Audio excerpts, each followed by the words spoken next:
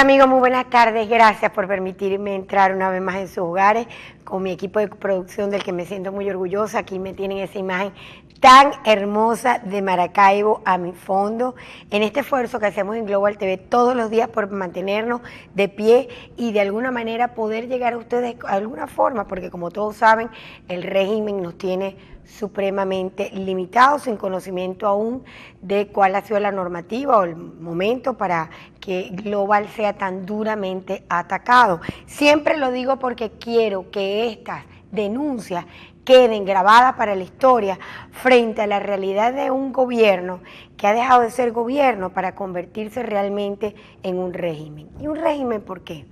Un régimen porque cuando todo se te impone, cuando la anarquía impera y de alguna manera el ciudadano no es dueño de su destino, sino que sencillamente está minimizado frente a su vida, frente a sus realidades, frente a los problemas.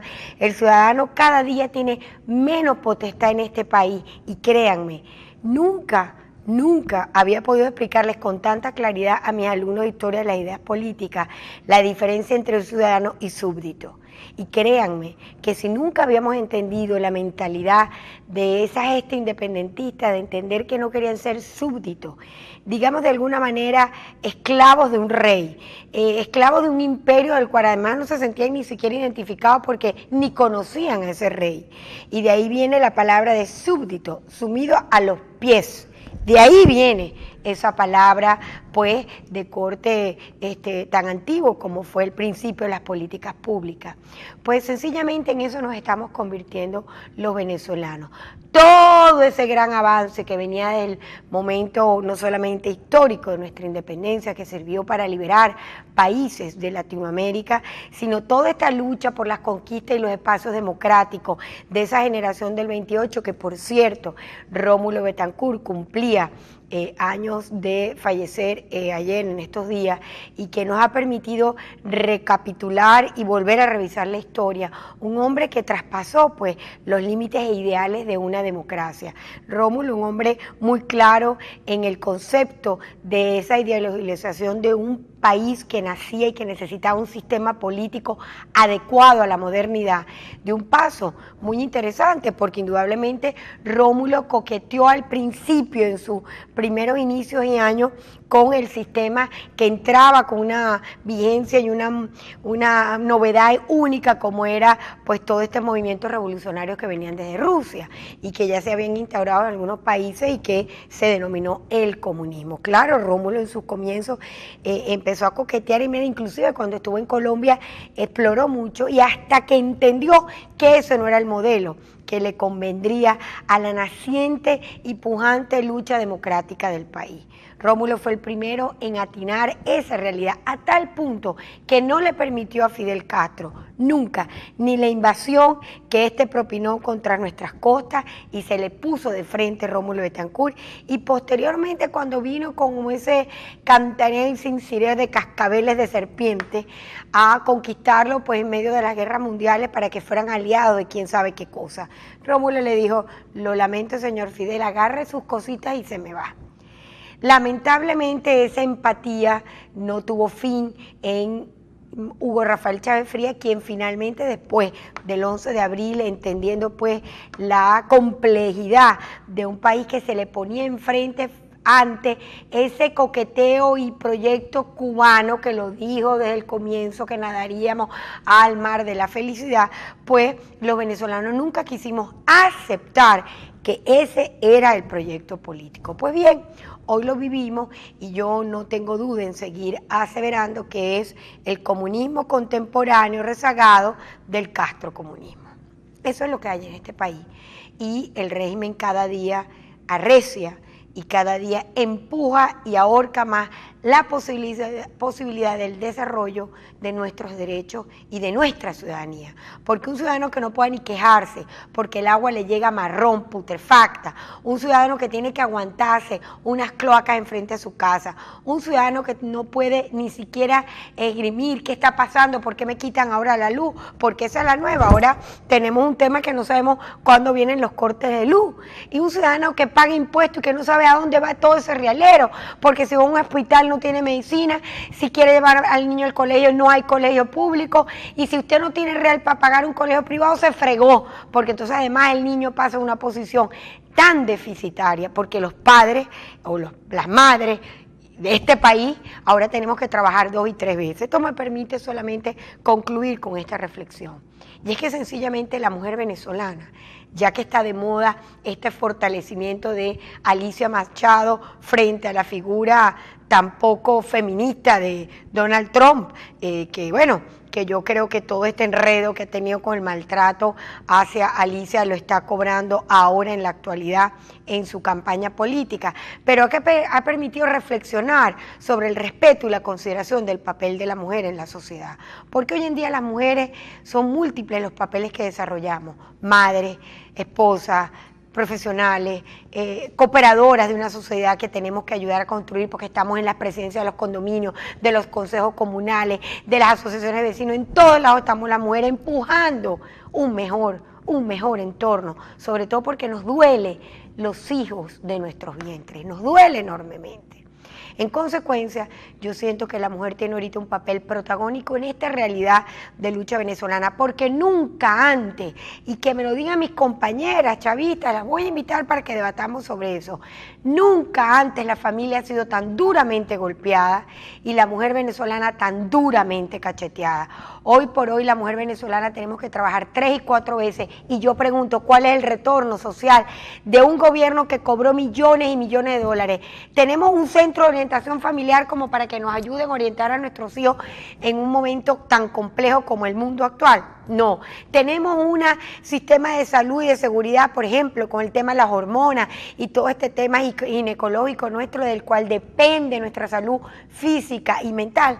No, tenemos un lugar de esparcimiento, actividades en una protección a la mujer. Tampoco, porque ni siquiera el tema de la ley del maltrato, que fueron conquistas, yo no voy a decir que no, que quiso lograr Hugo Chávez con todos estos movimientos que empezó a montar, pero ¿dónde quedó eso? Es igualito que los CDI, ¿dónde quedaron eso? O preguntémonos, todo ese realero que se invirtió y que perdimos los venezolanos en competencia, en profesionales que se fueron, ¿a dónde fueron a parar en políticas públicas que no sostuvieron? Porque ¿dónde están los cubanos? Pues médicos. ¿Y dónde están los CDI? ¿En dónde está la protección social, educativa?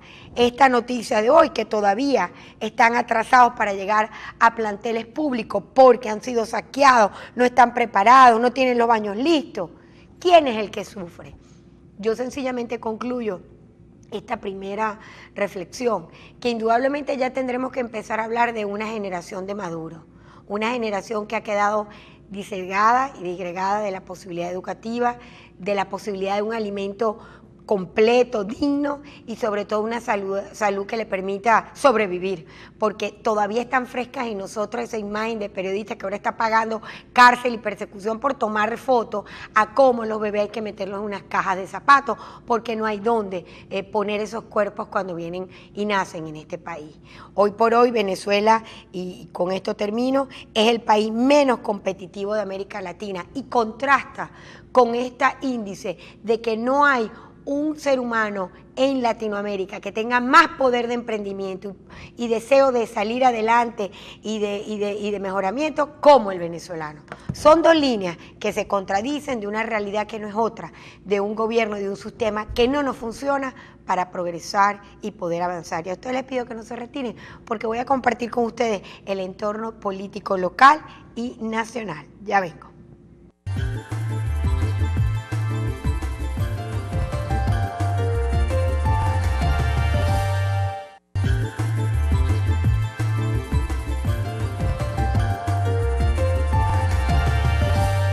Sí, en esta primera reflexión, y bueno, le voy a pedir a mi equipo de producción que ahora me pasé por Maracaibo.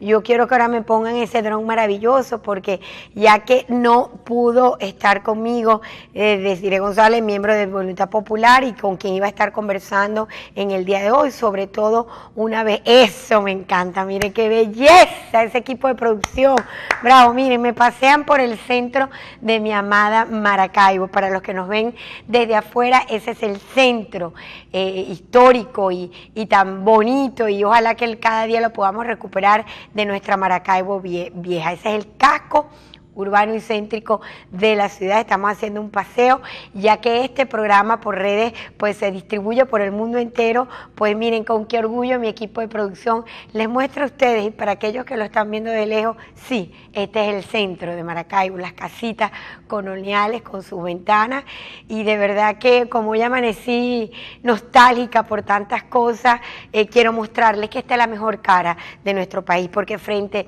a esta dura realidad que nos impone este momento político, pues ahí está la alegría, el colorido de un pueblo que no hace otra cosa que luchar, que orar, trabajar y rezar, porque eso es lo que hacemos los venezolanos. De verdad, muchísimas gracias a mi equipo de producción, y como les decía, ayer se estaba haciendo una actividad en respaldo a todos los presos políticos de Voluntad Popular por esta nueva persecución que se le hace a Lester Toledo. Bueno, ese es como un hijo para mí, porque Lester lo saqué yo en las calles, como Víctor Ruz y otros que empezaron, esos muchachos en la lucha de Radio Caracas Televisión, todos estos muchachos que empezaron a entender el papel protagónico de la lucha del rescate democrático y del valor institucional de la política digna, pues ahora que son protagonistas de esta historia, y me siento tan orgullosa de estos muchachos, bueno, de todos, de verdad de todos. Pues ayer estuvimos en un acto rindiéndole un apoyo a esta ida que ha tenido que hacer Lester por el seguimiento, sencillamente por una denuncia que ha venido siendo contundente, como la hemos hecho todos los diputados del Consejo Legislativo, porque si algo hemos tenido es que hemos sido cooperativos con el gobernador Arias Cárdenas, porque no le hemos negado ni un solo bolívar de todo lo que ha pedido en cada una de las sesiones, en presupuesto extraordinario, en dineros traídos de Marte, en dineros traídos de Japón, de China, donde pide al gobernador. Nunca la bancada nuestra, es decir, la bancada democrática, le ha negado, porque siempre hemos dicho, solo esperamos que sea bien utilizado ese dinero en beneficio del pueblo zuliano, que votó por usted y que votó porque creyó que iba a ser una buena gestión como la que hizo en el pasado. Pero Arias Cárdenas lamentablemente ha tenido que pegarse al sistema de este nuevo régimen y las competencias de gobierno, como le ha quedado bien claro al pueblo zuliano cuando dijimos van a desaparecer BKGEL, va a desaparecer el sistema de salud, porque lo que hicieron en el sistema de salud, que sería muy bueno que González, Salvador González saliera y dijera por qué él vino y desmontó el sector tercerizado, que ya tengo entendido que no forma parte, digamos, directa del gabinete, pero indirecta sabemos todos, pues, y ya salió bien acomodado. Pero, ¿por qué desmontó el sistema tercerizado? Acabó con toda una plataforma de empresas que manejaban y administraban estos hospitales como estuvieran ahorita, a lo mejor muy duro para estas empresas, pero sacando adelante la salud zuliana. Ahí quedó desmontado. No hay ninguna explicación para que el gobernador nos diga por qué desmontó un proyecto que costó años, más de 12 años graduando muchachos como el proyecto GEL. Y ni hablemos de los servicios, porque el gobernador, que debería ser el gran articulador de los servicios públicos con Hidrolago, con el Ministerio del Ambiente, ese desastre que hay en el lago, con el tema tan duro y sentido de la electricidad, que nos han puesto multas, nos han tratado como les ha dado la gana. En vez de tener un aliado escogido por el pueblo, porque yo lo reconozco, Arias Cárdenas ganó. Y ganó bajo la confianza de un pueblo que dijo, bueno, vamos a aprobar de un gobernador que no lo hizo tan mal en otro hora tiempo. Pero ahí está la realidad, y vuelve y afirma esta premisa que hemos dicho: este sistema no funciona. Y por si fuera poco, entonces ahora resulta que el tema de la escasez, que el tema del caos que estamos viviendo en las medicinas y todo este caos que hay en el país es por un tema de distribución, por favor. Y entonces ayer, cuando nuestro analista de Jesús Castillo nos decía que había 14.860 oficiales en cargos públicos, uno dice, bueno, ¿Qué tipo de gobierno tenemos hoy los venezolanos?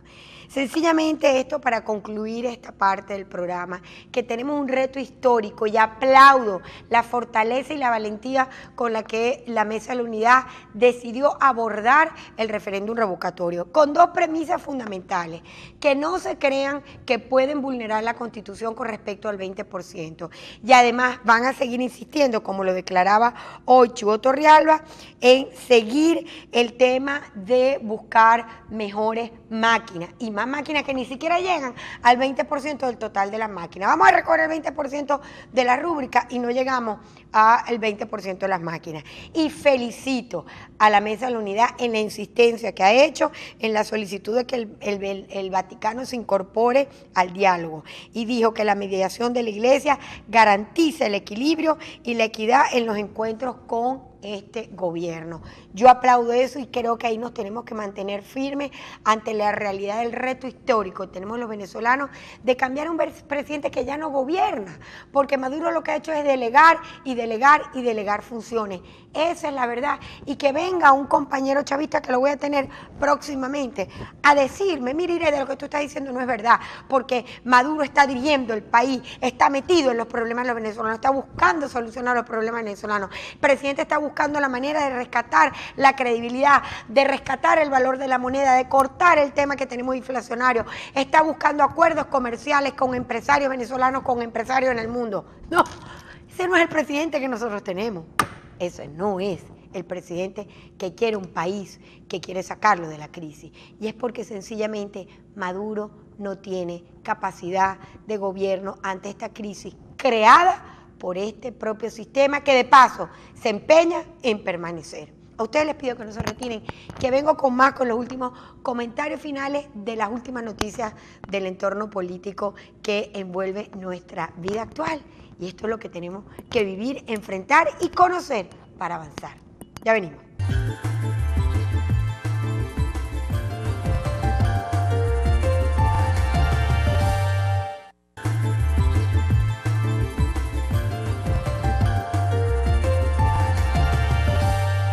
Aquí hay una noticia que quiero compartir, porque indudablemente cuando ya salen estos indicadores y dicen cesta básica familiar de agosto aumentó a 502.881.34 céntimos de bolívares.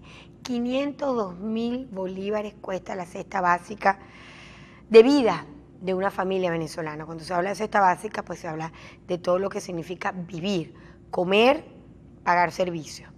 Básicamente, no entra ahí descanso, ni daño del carro, ni colegio, solamente comer y pagar luz y agua. Ahí no entra alquiler, ahí no entra mantenimiento de la casa, ahí no entra si se te dañó la bomba del agua o se te dañó un artefacto porque los cortones de luz te van dañando todo, no entra si se te pichó un caucho o se te dañó la batería, porque si no, empiecen ustedes a calcular. Y frente a esa reflexión, la dura realidad de tantos jóvenes que sienten que el país no tiene oportunidades. Yo tenía recientemente al grupo de franquicias de Venezuela que han venido a hacer un aporte, un esfuerzo, sobre todo aquí en el estado Zulia, que está tan duramente golpeado en lo económico, en lo productivo, en lo delincuencial, porque esto es horrible lo que está pasando con la delincuencia. No hablemos del tema de las fronteras, que han estado tan malmente manejadas, porque ahí solo se han hecho ricos los que han podido hacerse ricos en este tema del cierre de la frontera. Pero sobre todo por el reto que tenemos de rescatar una Venezuela más digna y de vivir, que podamos vivir, porque esto que nos vemos las caras lánguidas, unos venimos a veces sin desayunar, otros que no conseguimos algo para comer o paramos una panadería y no nos alcanzó, porque un pancito y un jugo ya son 500.000 bolívares, o sea, 500 bolívares. Y 500 bolívares, pónganse a ver, no lo tiene todo el mundo en efectivo una cartera.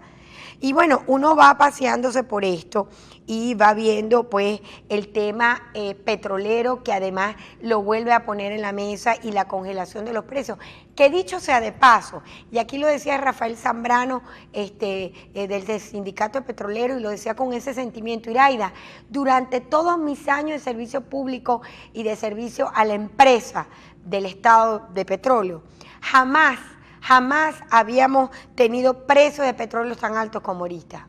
Y vivimos las crisis de los precios de 5 y 8 dólares. Y a nosotros no nos faltó nunca ni el alimento, ni la atención, ni la educación a nuestros hijos que iban a escuelas, inclusive con lenguaje bilingüe, lo que les ha permitido a muchos sobrevivir a esta realidad después del apartheid que le hizo la revolución bolivariana y lo sacó a toda la mente pensante. Pues bueno, ciertamente los precios del petróleo no son tan malos. Lo que pasa es que ahora no alcanza por el endeudamiento y por un gobierno que estamos hartos de esta corrupción. Y con esto quiero terminar porque como guinda de este plato se persiguen a líderes de la oposición que están denunciando, que están poniendo sobre la mesa los actos más perversos de corrupción, como tuvo este ministro Osorio, que se llevó por el pico, óiganme bien, 27.000 millones de dólares en el tema de alimentos. Y a Osorio no le han abierto ni un rasguño de investigación. Pero si van contra Enrique Capriles o si van contra Lorenzo Mendoza, que lo que hace es tratar de mantener a la Polar, que a uno le da pena y se le pone el corazón cuajado, uno lo tiene que decir así, porque entonces los que están representando el gobierno en los negociados de las compras de alimentos afuera van sin quebranto alguno a ver las empresas de muchos empresarios nuestros que se tuvieron que ir a producir fuera porque no les daban condiciones aquí, los perseguían, entonces ahora sí están haciendo negocios en otros países para traerse la harina pan de Colombia o el arroz cristal que se hacía aquí desde Ecuador, ¿no? Que es donde están ahora esas empresas. ¡Qué pena y qué dolor! Esto lo tengo que recordar y por eso he hecho este punto y aparte, porque es que estas son las cosas que tenemos que reflexionar. El cacareo ese que ellos tenían de los 40 años de Acción Democrática y COPEI les ha quedado grande. Ojalá que no lo sigan repitiendo porque ya solamente ellos se han comido 20 años de este país. Sí, señor, esta revolución va a cumplir ya 18 años montados en esto, porque más allá del 99 cuando se encargó Chávez, ya el deterioro venía de atrás con el tema del golpe de Estado del 4 de febrero. Tienen más de 20 años imponiendo este régimen y miren a dónde nos han traído. Ellos ahora son culpables del 50% de los problemas de este país, ya no se pueden quitar y seguir hablando de unos 40 años como si hubieran llegado ayer al poder. Van para 20 años en esta actividad política y de esta propuesta de este sistema que nos quebró, que nos robaron, porque ahora no tenemos ni dinero en nuestras arcas, que además nos retrocedieron más de 20 años en todo el tema de sistemas públicos. Ahí está la realidad, no tenemos agua, no tenemos luz, no tenemos ningún tipo de garantía de los sistemas públicos de salud ni de protección a nuestra vida porque la delincuencia es dueña de este país. Ustedes dirán, pero bueno, Iraida está hoy, que bueno, no para de decir cosas. Bueno, porque sencillamente quiero recordar que la crisis que vive este país no es una crisis que viene por la caída del petróleo. No. Vuelvo y repito, Zambrano y mucha gente de petróleo le ha dicho, nunca la mejor bonanza fue nuestra de 33 dólares el barril. Porque después que votaron mucha gente de petróleo es que vino en la nueva bonanza por el tema de la crisis petrolera mundial. Este gobierno manejó precios de barriles por encima de 100 dólares. Por encima de 100 dólares nunca se vieron en la industria de esto. Y miren cómo está este país.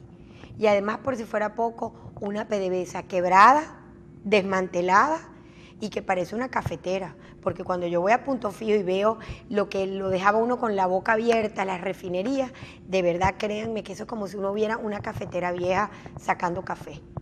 De verdad, qué dolor me da. Y sencillamente me permite, pues, para confirmar que tenemos un reto histórico frente a este revocatorio. Quiero darle la bienvenida al Estado y a Maracaibo, pues también a Ramos Alup, que viene en este momento tan complejo y además que también le quieren abrir una averiguación porque la cancillera dice que Ramos Alup la está ofendiendo, instigando. Ramos Alup, como muchos funcionarios, como estos periodistas que han metido presos, pero bueno, estos muchachos PJ por panfletear no los pusieron presos y a mí en otro hora tiempo por decir todo esto que venía, no tenía que salir muchas veces corriendo de mi casa. ¿Ah? Y ahora estamos viviendo esta realidad. Bueno, resulta que hay que recordar que el papel de estos momentos va a ser muy difícil, pero que no los políticos solo no lo podemos lograr.